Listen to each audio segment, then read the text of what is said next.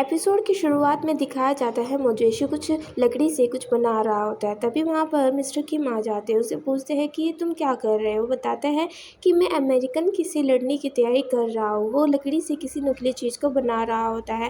तभी मिस्टर किम उससे कहते हैं कि आजकल तुम्हारे साथ नोवा इस मिशन में नहीं है। तो वो बड़े दुख के साथ बताता है कि पता नहीं उन्हें अब कोई मज़ा नहीं आता, कोई फ़न नहीं करते। वो सिर्फ एक बोरिंग सी बुक पढ़ते रहते हैं जो मिस्टर को हांसूस के लिए लेकर आए थे। तभी मिस्टर किम उसे कहते हैं कि अब वो बड़ा हो रहा है, उसके ऊपर घर की जिम्मेदारी भी है, उसे समझदार होना चाहिए। तभी दूसरी तरफ दिखाया जाता है वो उसी लड़की के साथ होता है जिसने अंडे चुराए थे। तभी वो लड़का कहता है कि मैं यहाँ से जाना नहीं चाहता। तो नोवा कहता है कि क्या तुम स्कूल नहीं जाना चाहते दोबारा से।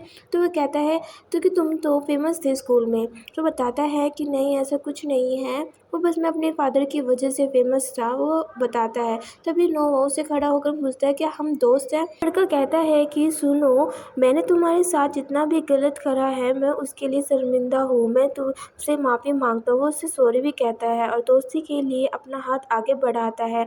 नोवा भी उसकी दोस्ती को एक्सेप्ट कर लेता है। दूसरी तरफ मिस्टर किम को दिखाया जाता है। वे देखते हैं कि लैंड ओनर कुंग ही से बात कर रहा होता है। तभी वे उसे टोकते हैं। तो लैंड ओनर उसे कहता है कि तुम अपने काम से मतलब रखो। क्योंकि कहती है कि उन्हें मुझे पूरा डांटने का हक है।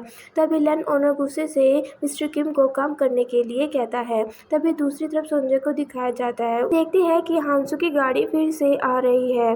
तभी वो बहुत ध्यान से उस गाड़ी को देख रही होती है। जैसे गाड़ी रुकती है तो वो देखती है कि उस गाड़ी में उसकी माँ होती है। हांसू संजय से मिलाने के लिए उसकी माँ को लेकर आया था। तभी संजय भागते हुए अपनी माँ से मिलने के लिए दौड़ने लग जाती है। दूसरी तरफ भी उसकी माँ दौड़ते हुए अपनी बेटी को गले लगा लेती है क्योंकि वो बहुत समय बाद अपनी माँ से मिली हुई थी। माँ को देखकर सोनजा रोने लग जाती है। हांसू भी इस चीज़ को देख रहा होता है।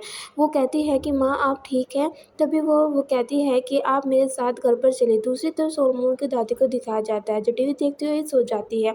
उन्हें कुछ बुरा सपना आता है सोलमोन को लेकर। तभी वो इस मैसेज छोड़ देती है। वो फ़ोन को नहीं उठा रहा होता। तभी वो फैसला करती है कि वो अपने पोते से मिलने के लिए घर पर उसके घर जाएगी। तो भी वो खाने बनाने की तैयारी करने लग जाती है। वो फ्रिज से सामान निकालने लग जाती है क्योंकि उनसे अपने पोते की बहुत ज़्यादा याद आ रही होती है। एक तरफ सोंजे को दिखाया जाता है जो खाना बना रही होती है। तभी मोजेसो अपनी नानी से बात कर रहा होता है। वो किसी पोर्ट के बारे में बात कर रहा था। तभी वो कहता है कि मैं अफ्रीका जाना चाहता हूँ, मैंने बुक में अफ्रीका की फ़ोटो देखी थी, वो बहुत अच्छी। तभी उसकी नानी उन दोनों का हाथ पकड़कर कहती है कि तुम हमेशा याद रखना कि तुम एक कोरियन हो। फिर वहाँ पर सोनजा खाना लेकर आ जाती है। सब खाना खाने के लिए बैठ जाते हैं और खाना खाने से पहले वे भगवान की प्रे करने लग जाते हैं कि जो भी आपने दिया है हम सबको अच्छा दिया है। तभी वहाँ पर हांसू आ जाता है। हांसू को देखकर उसकी नानी एकदम से खड़ी हो जाती है क्योंकि जो भी उनके लिए उसने करा वो बहुत बड़ी बात है। बुसान से उसकी नानी को वहाँ से निकाल कर लेकर आया तो वो बताती है इतना आसान नहीं है। तभी सोनजा उसको ऑफर करते हैं कि आप हमारे साथ खाना खाना पसंद करोगे। तो हांसू कहता है कि माफ़ करना पर मैं खाना खाकर आ चुका हूँ, पर मैं तुम्हारे साथ बैठ सकता हूँ। तभी वो उन लोगों के साथ बैठ जाता है पर वो खाना नहीं खाता। दूसरी तरफ सोलमोन को दिखाया जाता है। ऐसे वो गेट को खोलता है तो उसकी दादी उसके सामने होती है। सोलमोन हैरान हो जाता है कि टोक्यो में दादी क्या करने आई है। तभी उनसे पूछता है कि दादी आप यहाँ क्या करने आए हो। तभी बताती है कि मुझे सपना आया था जिसे मैं देखकर बहुत ज़्यादा डर गई। मुझे अच्छे से याद तो नहीं है पर मैं बहुत ज़्यादा डर गई थी। तो क्या तुम्हें मेरा मैसेज नहीं मिला। जैसे वो बात कर रहे होते हैं तभी वहाँ पर बेल बजती है। तो दादी कहती है कि कोई और भी आया है। तभी वो बताता है कि हाँ, मेरा आज एक छोटा सा डिनर प्लान था एक क्लाइंट के साथ। तभी वो देखती है तो वहाँ पर वो लड़की होती है। गेट खुलता है तो वो लड़की सोलमोन को कुछ बताने लग जाती है। तभी आवाज़ आती है। दादी कहती है कि कौन है। तो वो सोलमोन दादी से मिलने के लिए कहता है, उसका नाम बताता है। कहता है कि इसका नाम इज़ाकी सन है, वो मेरे साथ ही काम करती है। तभी वो जैसे बाहर जाने ही वाले होते हैं डिनर के लिए, उनका रेस्टोरेंट घर के नीचे ही होता है। तभी दादी उन्हें रोक लेती है, कहती है कि नहीं, ये कितनी पतली लड़की है, तुम्हें बाहर का खाना नहीं खाना चाहिए। तभी वो कहती है कि मैं सोलमोन की फेवरेट डिश बना रही हूँ, तुम्हें मेरे साथ आकर मदद करो। तभी वो उसकी बात को मान लेती है और दादी के लिए काम करने के लिए चली जाती है। सोलमोन उसको खड़ा होकर देख रहा था क्योंकि उनका रात का प्लान था। दूसरी तरफ नोवा को दिखाया जाता है जो पढ़ रहा होता है। तभी सोनजा अपने पुराने दिनों के बारे में बताती है। वह कहता है कि माँ, मुझे बहुत ज़्यादा खुशी होगी अगर मैं आपको पढ़ना सिखाऊं। तो सोनजा उसकी बात पर हंसने लग जाती है, कहती है कि अब मेरे दिन नहीं, अब तुम्हारे दिन है, अब तुम अच्छे से पढ़ो। तभी वो कहती है कि इतनी गर्मी कोई कैसे सो सकता है। तो वो बाहर घूमने के लिए चली जाती है। कुंग ही भी बाहर घूमने के लिए हाथ में रेडियो लेकर गाने सुन रही होती है। तभी वहाँ पर मिस्टर किम आ जाते हैं और उससे पूछते हैं कि क्या सब कुछ सही है। सोनजे भी बाहर घूम रही होती है। तभी पीछे से मिस्टर हांसू की गाड़ी आ जाती है। जैसे वो रुक कर हांसू सोनजे से पूछता है कि तुम इतनी रात को बाहर क्या कर रही हो। तो वो कहती है मुझे नींद नहीं आ रही थी इतनी गर्मी में। तभी वो हांसू से बहुत ज़्यादा धन्यवाद करने लग जाती है। तो वो जब जाने ही वाली होती है तभी पीछे से हांसू उसे रोक लेता है और कहता है कि क्या तुमने ज़िंदगी में कभी गाड़ी चलाई है। तभी वो उसकी बात पर हंसने लग जाती है। तो वो कहते हैं कि क्या सच में। हांसू कहता है कि हाँ, ज़िंदगी में हर इंसान को एक ना एक बार तो गाड़ी चलानी ज़रूर सीखनी चाहिए। तभी हांसू गाड़ी में बैठकर उसे गाड़ी में बुलाने के लिए कहता है। तभी सोनजा भी उसकी बात सुनकर गाड़ी के अंदर बैठ जाती है और वो गाड़ी चलाने सीखने लग जाती है। वो स्टार्ट करती है और वो ज़्यादा खुश भी होती है। दूसरी तरफ सोलमन की दादी को दिखाया जाता है जहाँ पर वो उसके लिए खाना बना रही होती है। तभी सोलमन के पास एक कॉल आती है। वो कॉल उठाने के लिए बाहर चला जाता है। दादी उसे बताती है कि कैसे सब्जी को काटना चाहिए। तभी वो अपने फैमिली के बारे में बताती है कि कैसे वो अपनी फैमिली के साथ रहती और वो थी। बोलती है कि मैं और मेरा भाई हम दोनों खाने की टेबल पर इंतज़ार करते थे अपने डैड का, पर मेरे डैड कभी भी नहीं आते थे। तभी दादी भी बताती है कि मेरी भी ज़िंदगी पूरे खाने बनाने में ही चली गई। और वो बताती है कि अपने लिए खाना बनाना और फैमिली के लिए खाने बनाने में फ़र्क है, उसका स्वाद ही अलग होता है। मुझे यकीन है तुम्हारी माँ भी बहुत ही अच्छा स्वादिष्ट खाना बनाया करती होगी। तभी वो लड़की सोलमन के बारे में बात करती, कहती है कि वो बहुत ज़्यादा स्ट्रगल कर रहा है और सब चाहते थे कि वो फेल हो जाए, पर उस लैंड डील की वजह से मुझे भी अब यकीन हो गया कि वो ज़रूर इस डील को कर लेगा। तभी वहाँ पर सोलमन आ जाता है, उससे पूछता है कि क्या सब ठीक है। तभी वो सब्जी काटते हुए उसे देखता है और उसे कहता है अरे ऐसे नहीं करना, उसकी मदद करने वाला होता है। तभी दादी उसे रोक देती है, कहती है कि उसे मत बताओ, उसे पता है कि उसे क्या करना है। तभी वो दादी का ऐसा बिहेवियर देखकर दोनों हंसने लग जाते हैं। वो बार बार उसकी तरफ को देखकर स्माइल करने लगता है। तभी दूसरी तरफ सुंजा भी बहुत ज़्यादा डरी हुई थी क्योंकि वह जिंदगी में पहली बार कार को चलाना सीख रही थी। तभी उसे कार अच्छे से चलती है तो वह बहुत ज़्यादा खुश हो जाती है और वो चलाना सीख जाती है। तभी दूसरी तरफ नोवा के पास उसका दोस्त मिलने आता है, उसे कहीं ले जाने के लिए कहता है चलो मेरे साथ। तभी वह उसकी बात सुनकर वहाँ से उसके साथ चलने के लिए तैयार हो जाता है। दूसरी तरफ दिखाया जाता है वे सभी लोग खाने को एंजॉय कर रहे होते हैं। तभी वो हंसती है क्योंकि वो खाना बहुत ज़्यादा डिलीशियस बना हुआ था, उसने पहली बार बनाया था।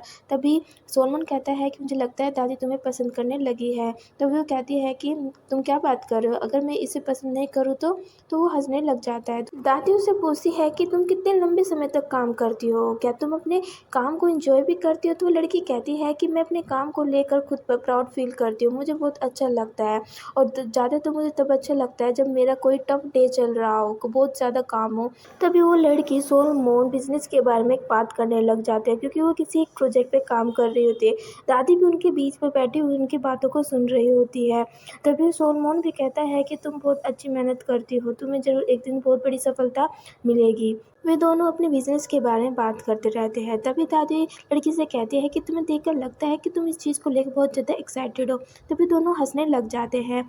वो लड़की सोलमन से कहती है कि मुझे नहीं पता था तुम इस तरह से अपने डील को पूरा तरह से कर लोगे। तभी दादी पूछती है कि क्या उस लेडी ने अपने घर को सेल कर दिया है। तो सोलमन बताता है कि हाँ, उसने सेल कर दिया है। दादी कहती है अगर उसने वापस ले लिया तो। तभी दूसरी तरफ दिखाया जाता है कि क्योंकि मिस्टर किम से कहती है कि मैं घर के लिए जा रही हूँ। तभी वे उसे रोक लेते हैं और उससे कहते हैं अगर मैं कोरिया में होता तो शायद मैं जैसे तुमसे बात कर रहा हूँ ऐसे किसी से बात नहीं कर पाता। पर तभी वो कहती है कि हम ज़रूर एक दिन कोरिया वापस चले जाएंगे कि किसी भी कीमत पर हमें जाना हो। तभी वह कहती है कि हाँ, तुम्हारा दुख भी तुम्हारे से दूर हो जाएगा। तो वह कहती है कि हमने भले ही कुछ बातें शेयर करी हो पर इसका मतलब नहीं है कि हम दोस्त हैं। तभी वो इतनी बात कहकर वहाँ से चली जाती है। दूसरी तरफ संजय को दिखाया जाता है जो गाड़ी चला रही होती है। अंधेरे की वजह से उसे कुछ दिखाई नहीं दे रहा था। तभी सामने उसके पेड़ आ जाता है जिसकी वजह से गाड़ी उनकी धस जाती है। तो वो उससे माफ़ी भी मांगती है। हांसू से कहता है कि हमें इस गाड़ी को धक्का लगाने पड़ेगा। तभी संजय उसे बार बार माफ़ी मांगती रहती है। संजय फिर उसके साथ धक्का लगाने के लिए तैयार हो जाती है। तो वो धक्का लगा रही होती है। तब दूसरी तरफ नोवा को दिखाया जाता है जो अपने दोस्त के साथ बाहर आता है। सारी चुगनों को देखकर वो ज़्यादा खुश हो जाता है। दूसरी तरफ हांसू और सोंजा गाड़ी को धक्का लगाकर बाहर निकाल देते हैं। वो बहुत ज़्यादा मेहनत करते हैं और वो गाड़ी को आकर बाहर निकाल ही देते हैं। तभी हांसू सोंजा की तरफ बहुत ही प्यार से देखता है, अपना हाथ उसके गालों पर रखता है और उसे किस करने लग जाता है। तभी अचानक से कुछ आवाज़ आती है जिसकी वजह से पीछे हट जाते हैं। सोंजा हांसू से कहते हैं कि ऐसा हम नहीं कर सकते, ये गलत है। मेरे हस्बैंड को कुछ ही दिन हुए हैं गुजरे हुए और तुम्हारी भी फैमिली। तो कहता है कि मैंने जो भी करा है वो सब तुम्हारे लिए और अपने बेटे के लिए करा है, तुम इस बात को क्यों नहीं समझते हो। कहते हैं कब तक तुम अपने हस्बैंड को लेकर बैठी रहोगे, तुम्हारी खुशी भी तो मैटर करती है। उसके बात को सुनकर वहाँ से चली जाती है। हांसू भी वहीं पर खड़ा रहता है। जैसे वो अपनी कार से जाता है तो तभी उसे वो कार नजर आती है जिस आदमी से वो मिलने के लिए आया हुआ था। दूसरी तरफ सोंजा घर जाती है तो उसकी माँ बैठी मिलती है। तो वो कहती है कि गर्मी की वजह से मैं बाहर घूमने के लिए चली गई थी। तभी हांसू अपनी कार को उस आदमी की कार के सामने ले आता है। वह सुनकर नोवा भी देखने के लिए चला जाता है। दूसरी तरफ उसकी माँ कहती है कि क्या नोवा का फादर वही है। तो वह कहती है हाँ, अगर तुम दोनों के बीच में चल क्या रहा है। तो वो कहती है कि माँ आप फिक्र मत करो, कुछ नहीं चल रहा है, अब ऐसा कुछ भी नहीं होगा। तभी वो कहती है कि अगर नोवा को पता चल गया तो कहती है ऐसा कुछ नहीं होगा। तभी वो उस आदमी को बाहर निकाल कर मारने लगता है। कहता है कि तुम्हारी हिम्मत कैसे हुई चोरी करने की, और उस आदमी को बाहर निकाल कर वह बहुत बुरी तरह से मारने लग जाता है। नोवा और उसके दोस्त भी उस पीछे खड़े हुए उसे बहुत ध्यान से देख रहे होते हैं। संजय की माँ भी उसे अपने हाथों से निहला रही होती है। नोवा भी बहुत ज़्यादा डरा हुआ होता है क्योंकि वो पहली बार हांसू का ऐसा रूप देख रहा होता है। उस आदमी को बहुत बेरहमी से मारता रहता है। तभी नोवा इस चीज़ को देख कर वह डर जाता है और वहाँ से वो चला जाता है। तभी उसका दोस्त आवाज़ लगाता है तो हांसू पीछे पलट कर देखता है कि वहाँ पर नोवा था। तो जैसे वो जाता है तो नोवा को वह आवाज़ लगाता है पर नोवा नहीं सुनता। सोलमोन की दादी सोलमोन से कहती है कि मुझे नहीं पता तुम्हारे दिमाग में क्या चल रहा है, पर मुझे इतना पता है कि तुम मुझसे कभी झूठ मत बोलना। अगर तुमने ऐसे करा तो अच्छा नहीं होगा। तो वो कहता है कि हमेशा याद रखना कि तुम किस प्रकार के इंसान हो। तभी सोलमोन कहता है ठीक है दादी। उसकी दादी होटल के अंदर चली जाती है जहाँ पर वो ठहरी हुई थी। दूसरी तरफ सोलमोन घर पर जाता है तो वो लड़की वहाँ पर ही होती है।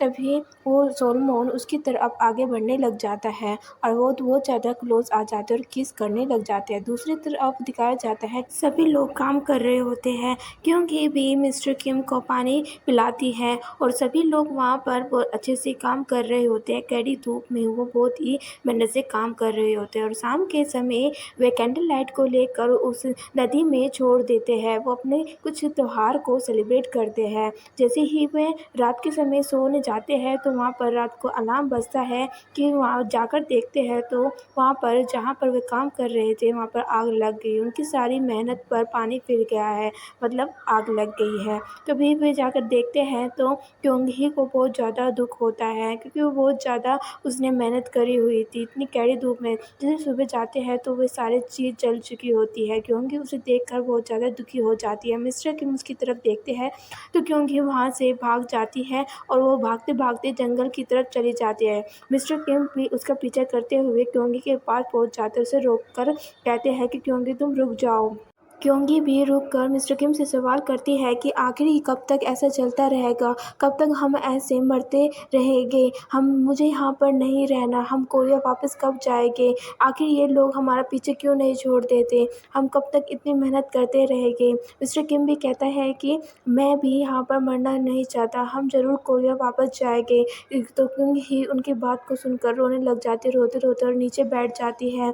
तभी मिस्टर किम भी उसको गले लगा लेते हैं और तभी वे बहुत ज़्यादा करीब आ जाते हैं तो मिस्टर किम भी उनके करीब आने की वजह से वे किस कर लेते हैं।